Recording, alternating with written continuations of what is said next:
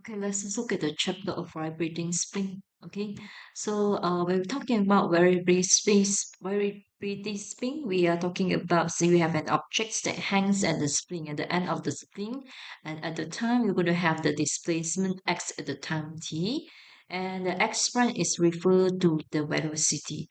Okay, I'm going to capture the keywords that we can obtain from the answer. First of all, if we are talking about displacements and we say initial displacement,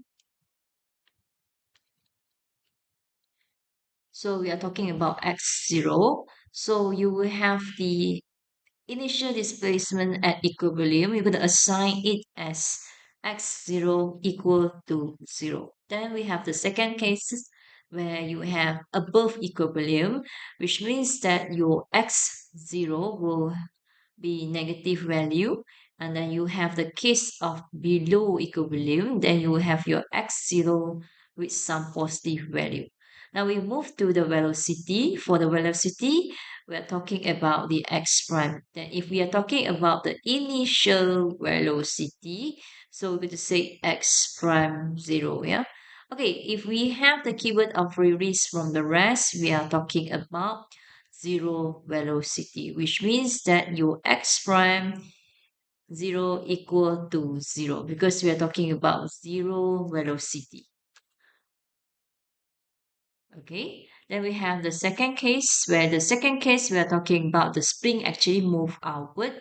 So your spring move outwards, you will have the case of upward velocity. For upward velocity, we're going to let the x prime equal to some negative value. And if we have the last case is that the spring actually moved down. So when the spring moved down, you have actually the case of the downward velocity. So we're going to assign your x prime as positive value. Okay, let's just go to the equation involved with the spring. So let's just understand the notation that we have in the spring. Okay, so we have the m here. The m is referred to the mass of the object. The beta is referred to the damping force. And the k refers to the spring constant. F is referred to the external force.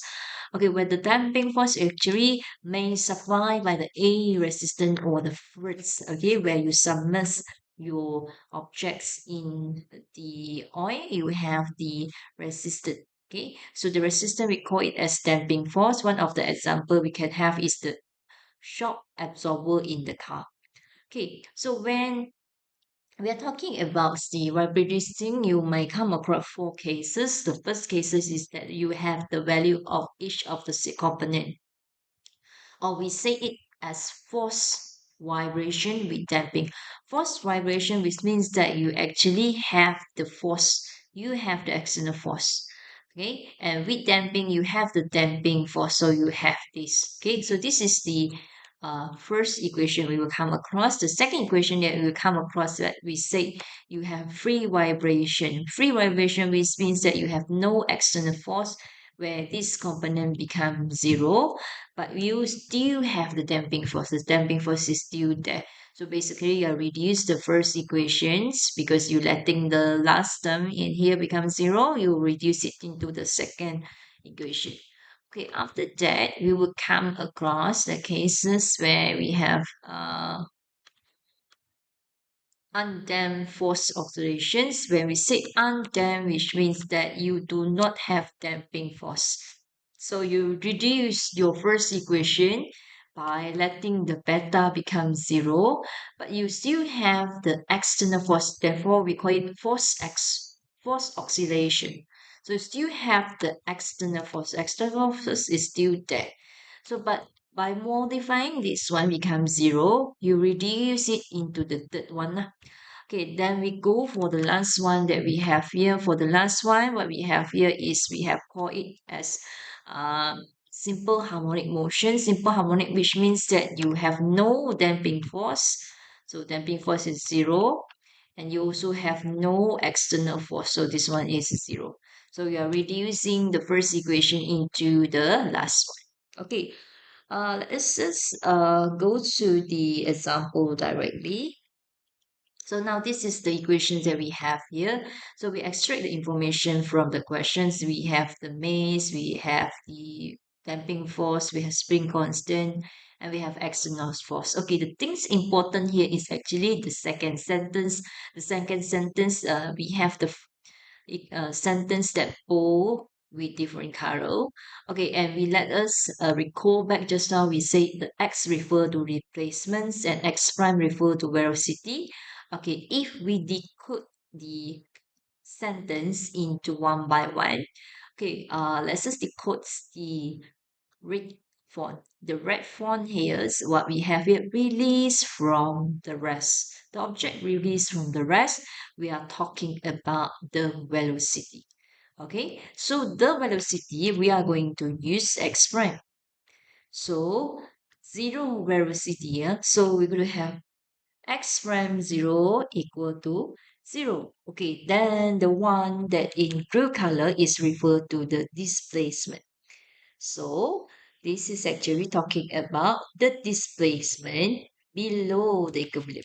Okay, the keyword here is below the equilibrium. When we say below the equilibrium and we're talking about displacement, so we're going to let the x 0 as positive value. So we have value of 1 over 2 here. So we're going to directly use the answer in terms of positive. So you will have x0 equal to 1 over 2 meter. So that one is the information that we extract from the second sentence. Now let's just understand the task that we need to do. We need to figure out the displacement equation because they ask you to determine the displacements of the object at any time. This is actually referred to the x equation. The x equation. Okay, now let's just try to solve the problem. Okay, let's just go to the next slide. That is the things that we obtain. And as we said that actually we have four types of cases. So which should we use? Okay, let's just check here. We have all the informations M, beta, K, and force. Basically, this is actually four in the first one. Okay, so we just ignore the rest. uh, okay, because we have the value of all the components here. So let's just substitute the value. Okay, so once you substitute the value, you remember you need to simplify it. So to simplify it, you multiply all the term you have here with 5 lah. You multiply with 5, this is what you have. Multiply with 5, you have 6. Multiply with 5, you have 10. And multiply with 5, you have 25. We simplify it. After we have simplified it, let's just observe what type of the differential equations that we have. We basically having the non-zero at the back. So this is a case that we say you are having the non-homogeneous equation. So let's just recall back what should we do when we have non-homogeneous. This is the step that we have. We're going to convert the non-homogeneous into homogeneous. We solve it. And from the pattern of non-zero, that is our function f. And we're going to check duplication, okay, between, is there any duplication between yc and yp? If yes, when we have to correct it, then we apply the step that we have here, differentiate twice, and substitute into the original equations. Then we identify the yp. We combine the answer of these two, become our general solution. Okay, now we apply the same thing. So you are going to change the non-zero here. You have non-zero. So you change it to 0. Okay, once you have changed it to 0, okay, you need to be careful with the symbol. Okay, so you have to take notes. Okay, at here, at the homogeneous, you use the y, so therefore you identify yc. But for your case in here, you are using x. So therefore you're going to identify xc. All right. Okay, for the non-zero there, for the non-zero, this one is your function f. Okay, but instead of function f x, okay, you are using x, right? In here. Okay, but in our case, you are actually identify function ft. Function ft. So this is your function ft. And from here, you could identify your xp. And then you could do the same thing as this. You're going to do check for duplication. So we check. Okay. But anyway, if there is any duplication, you need to correct it. But instead of you multiply with x, okay, x here, you do not multiply with x at the left hand side. You multiply with t because here you are using t. Okay, once you have correct it, okay, then we're going to do the same step lah. We're going to differentiate twice and you substitute into your xp number one, your equation number one, then you obtain your xp. Then you have, once you have obtained your xp, you combine the answer of these two, xc and xp lah. So similarly, okay. So now let's just apply what we have learned now.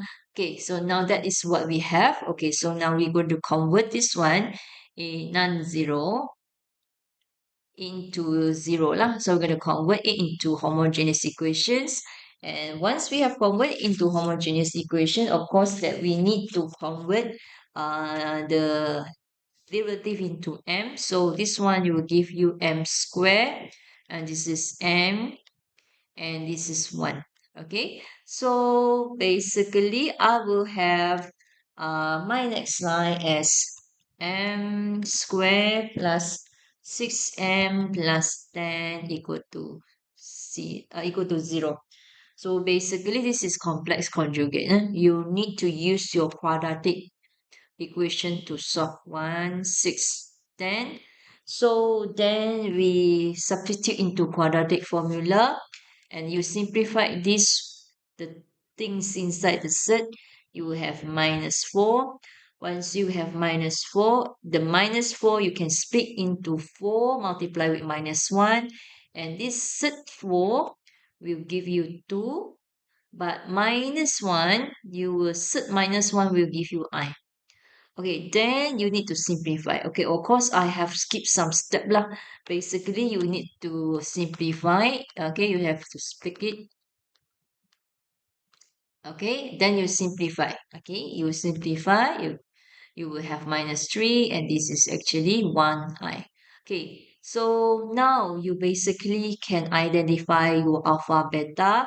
Your alpha is the one in front of the plus minus, in front of the plus minus. Your alpha here is actually minus 3, and your beta is the one in front of the I, in front of the y. So your beta is 1. Okay, so once you have obtained your alpha and beta, so alpha minus 3, beta is 1. Okay, we know that we're going to use this one, the one involved with sine and cos. Let's just do the substitution.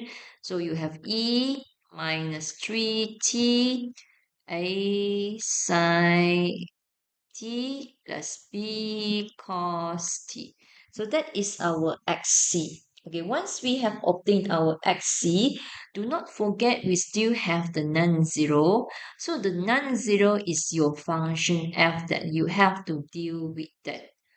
Okay, so now we're going to go to the next slide. Okay, let's just remember this is our xc. Okay, and this is our function f. Okay, so let's just go to the next slide. So this is our function ft. Okay, so according to the table, when we have the trigo, when you have the trigo, of course you need to assign your xp in term of pair lah, in term of pair. So I will write this one as c cos 4t plus d sine 4t. Okay, and then okay, now that is the time you need to check duplications. Just now we say our xc is minus e minus 3a sine t plus b cos t. You need to check the duplications among these two. Okay, so we check. They are different because this one is sine 4t, this is sine t, but some more you have an exponent in front. Similarly for the cos lah, so they are different things. So when you have different things, there are no duplication lah. So when you have no duplication, so do not worry about the differentiation. We can directly differentiate. So you differentiate the cos, you have minus 4c. Differentiate the sine, you have 4d. And again, we repeat lah. Okay, once we have this one, do not forget to substitute all of this into your original equation, your non-zero equation. Substitute in here. Okay, so let's just substitute one by one lah.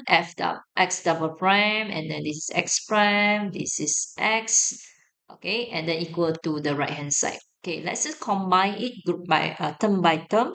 So you have two types of component. One is cos, another one is sine.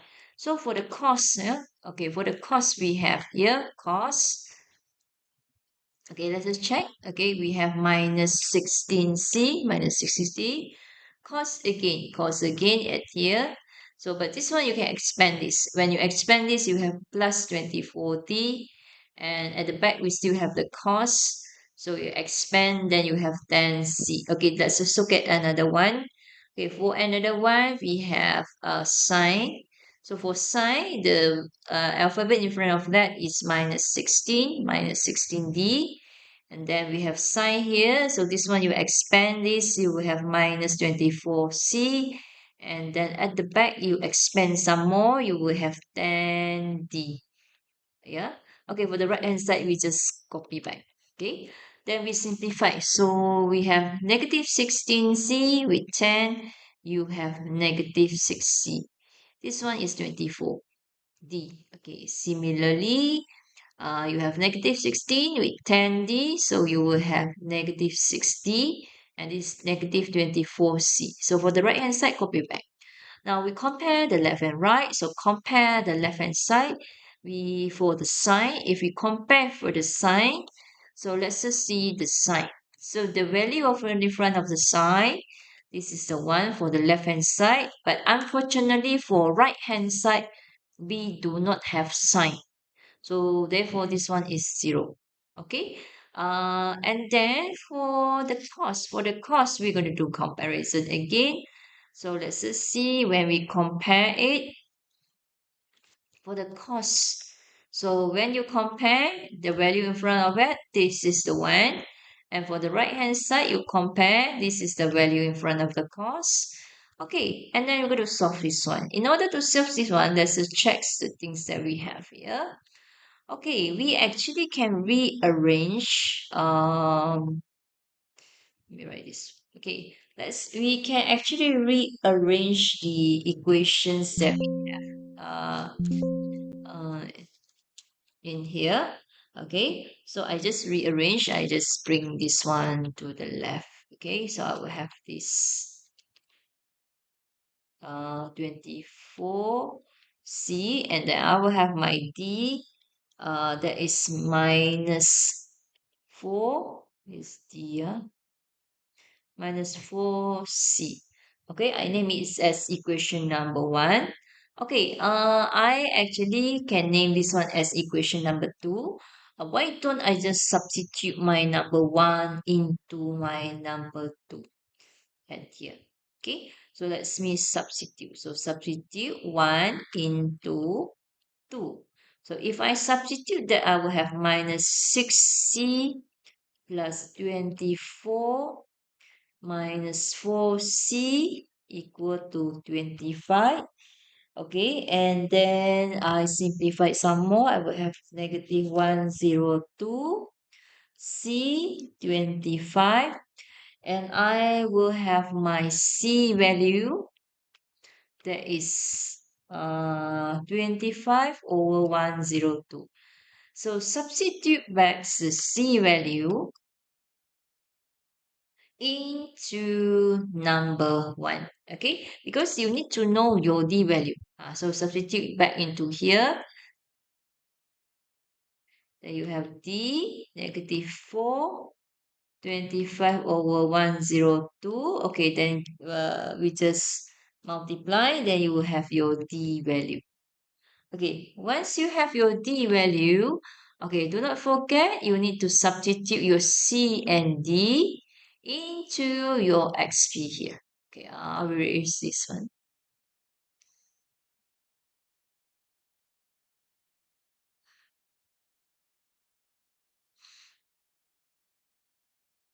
Okay, So your C value is negative 25 over 102. D is 50 over 51.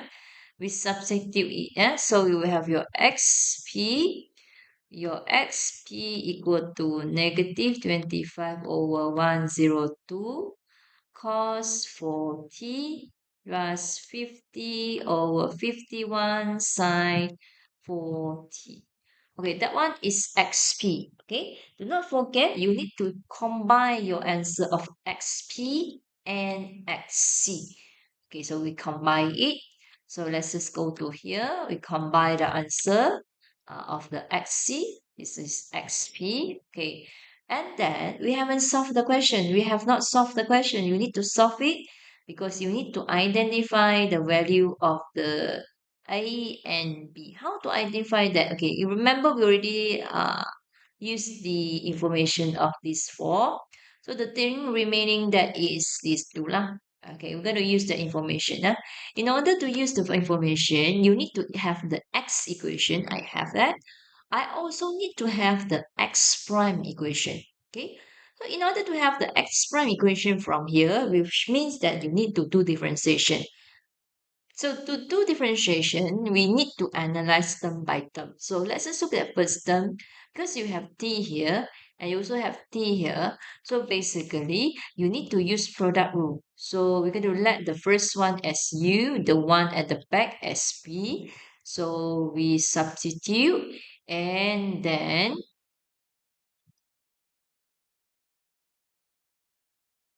okay, you will have your du as minus 3e minus 3t, dv as minus a sine t plus b cos t.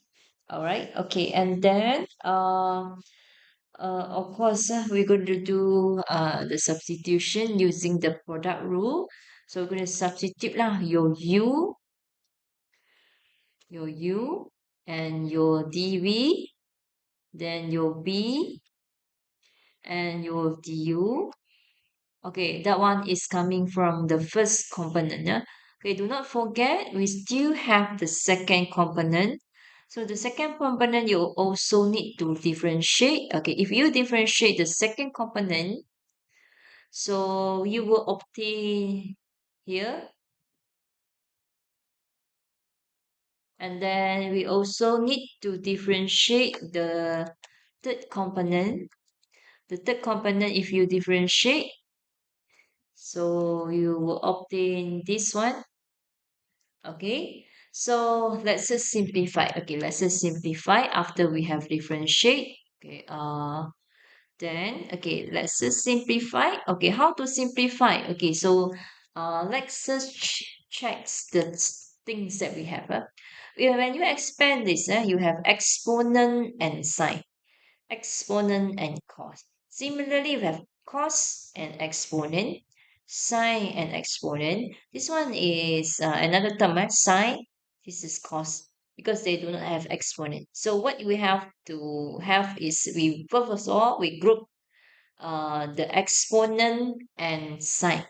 Okay, when you group the exponent and sine, basically, we actually have minus a at here. Okay, and then we have another ones, exponent and sine. This one you expand this, you will have minus 3b. Okay, then we go for cos. So for the cos, if you expand that, okay, if you expand the cos with the exponent, so I will have b only, b e cos b only. Okay, and then we will have here, we expand that because you have cos, and the e here you expand. So you will have minus 3a. Okay, and then we have the second term, we copy back. Then the third term, we also copy back. Okay, once we have simplified, then only we read the equations that we have here. So, according to the equation that we have here, of course, you need to use the initial condition we have. Okay, so first initial condition that we have is x0 equal to 1 over 2. Okay, what does this mean? This means that basically the t is 0, x is 1 over 2. We're going to apply the value directly into your equation number 2 in here. Okay, let me erase, let me erase this thing.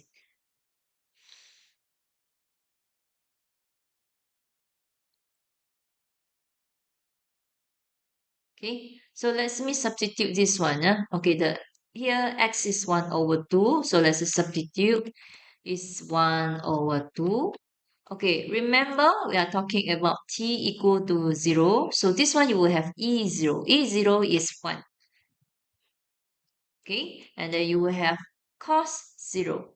Cos 0 is 1. And then you will have sine 0. Sine 0 is 0.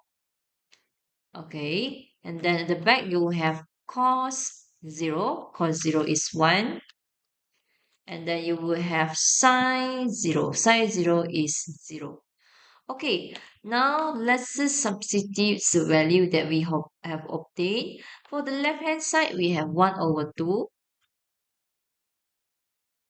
Okay, for the right hand side, okay, this one you have to be careful lah because we have here, this is a multiplied with 1 is a, and this one is 0. So a plus 0, a only. A multiplied with 1, a only lah. So we have a only, a only. Then we have the back here, second term. This is 1 multiply with that fraction. So we will have that fraction. So you will have negative 25 over 102. Okay, and then here this one is 0. Okay, so you rearrange the value, you will have your A. So your A is basically 38 over 51. Okay, now we have the second information.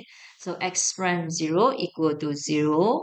Okay, this is mean what? This means that your x prime 0, t is 0, x prime is 0. Okay, so I'm going to substitute into my number 3. So let's just substitute. So when I substitute, so what happened? I'm going to have and here, okay, you will have this one as 0, and then you will have E0 as 1, sine 0 as 0, okay, E0 as 1, cos 0 as 1, sine 0 as 0, cos 0 as 1. Okay, let's just simplify the value. So when we simplify the value for the left hand side, you will have 0. For the right hand side, okay, we will have in here, you have the bracket multiply with 1, you have the bracket, but 1 multiplied with 0, you have 0. So at the end, the whole term here disappear. So we have the second term. So this is 1, 1 multiply with 1, you will have 1. Multiply with the bracket, you will have b minus 3a. Okay, then we go for here. This one, you will have 0 lah, disappear. And this one, you will have 1 multiplied with the fraction. So you will have 200 per 51. Okay, once we have this one, okay, so what should we do? Okay, we still need to continue to solve the problem. So because you know the value of A, okay, so actually you can do substitution. So we just substitute the value of A into there. I'm going to have 0 equal to B minus 3. Okay, my A is 38 over 51 plus 200 over 51. So then I will have 86 over 51, which means that my B is negative 86 over 51. Once I know my A and B, my A is 38 over 51, my B is negative 86 over 51. I can actually replace the value of A and B into my equation number 2. That is here lah. That is here. So I'm going to substitute lah. This one as 38 over 51 and this one as negative 86 over 51. So I'm going to write my next line. Okay, so this one replace the A, replace the B. Okay, copy the second term and the third term. So this one will be the answer lah, the answer for this example. Okay, so that will be the end of the lesson for the vibrating spring. Okay, then you can do your tutorial lah on the chapters on this chapter. Okay, thank you. Okay, so thank you for listening.